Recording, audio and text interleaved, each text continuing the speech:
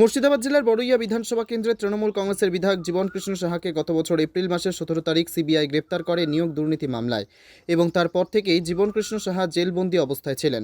চলতি মাসের 18 তারিখ ভারতবর্ষের সর্বোচ্চ এর পক্ষ থেকে জীবন কৃষ্ণ সাহাকে শর্ত সাপেক্ষে জামিন দেওয়া হয়। পরের দিন অর্থাৎ 15 তারিখ জেল থেকে বার হন জীবন কৃষ্ণ সাহা এবং তিনি জেল থেকে বেরিয়ে কলকাতাতেই ছিলেন। শনিবার রাত্রে নিজের বাসভবনে ফিরলেন বড়ুইয়ার জেল ফেরত বিধায়ক জীবন কৃষ্ণ সাহা।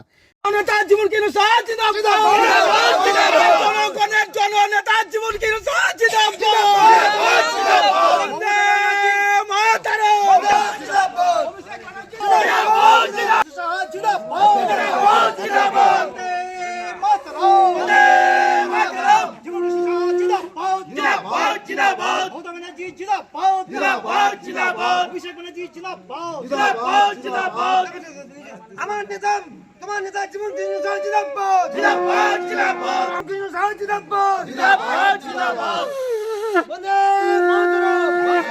মাতরম।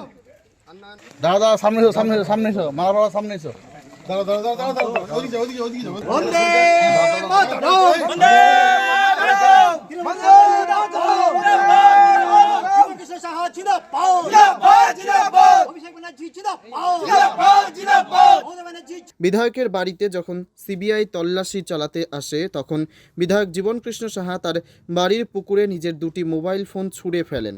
তারপর জীবনবাবুর মোবাইল দুটি উদ্ধার করতে কার্যত নাভিশ্বাস ফেলতে হয় সিবিআইকে, যার স্মৃতি রাজ্যবাসীর কাছে আজও দগদগে। সেই জেল ফেরত বিধায়ক জীবন কৃষ্ণ সাহা শনিবার নিজের বাড়িতে আসতেই উচ্ছ্বাসিত জেল ফেরত বিধায়ক জীবন কৃষ্ণ সাহার অনুগামীরা। আজকে আমি এটা গর্ব করে বলতে পারি সত্যের জয় হয়েছে। আর আজকে দেখতে পেলেন আপনাদের সামনে, মিডিয়ার সামনে দেখতে পেলেন যে আজকে কর্মী বা যারা আমাদের দলের সমর্থক আছে তারা সত্যি খুব আনন্দিত হয়েছে, উৎফুল্লিত হয়েছে।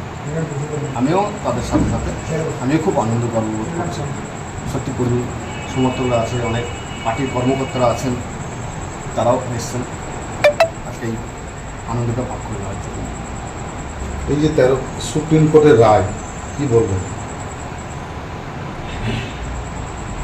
দেখুন, অনারেবল সুপ্রিম কোর্ট যে রায় দিয়েছে সেই রায় মাথা পেতে নিয়েছি। আগামী দিন যে রায় দেবে এবং যে বিচার হবে, যে রায় হবে কোর্টের, সেই রায় আমি মাথা পেতে পারি। কি করবেন দাদা? আমি তদন্ত সম্পূর্ণভাবে সহযোগিতা করব। আমাদের অনারেবল সুপ্রিম কোর্ট এবং আমাদের রাজ্যের যে সিবিআই কোর্ট আছে যেরকম নির্দেশ দিয়েছেন সেই নির্দেশ মোতাবেক আমি মেনে চলব। আর এটুকু বলতে পারি আমি বিচার পাবো এবং সত্যের জয় পাবো। দেখুন, আমাদের রাজ্যের সুপ্রিমো, দলের সুপ্রিমো হচ্ছে মাননীয় মমতা বন্দ্যোপাধ্যায়। আমাদের দল যেভাবে গোটা রাজ্যে একদম সংখ্যাবদ্ধ হবে, সেই জন্য কোনো অসুবিধা হয়নি। তাই আমি আবার সেই জায়গায় এসেছি।